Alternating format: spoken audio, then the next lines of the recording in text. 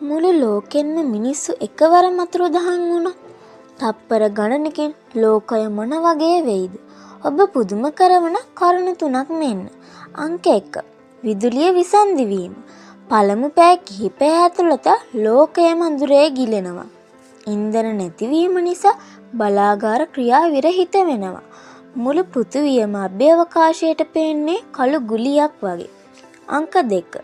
සතුන්ගේ ආක්‍රමණය. දින කිහිපයකින් වන සතුන් නගරවලට රිංගන්න පටන් ගන්නවා. එතෙක් කොන්ක්‍රීට් වනාන්තරයක් වුණු නගර සැබෑ වනාන්තර බවට පත්වෙන වැඩි කාලයක් යන්නේ නම් නැහැ. අංක 3.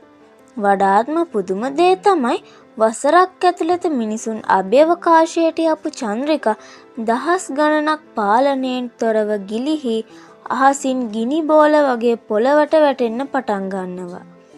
මිනිසා නැති වුණොත් සොබාදහම Tamanගේ බලය ආපහු අල්ලගන්නවා.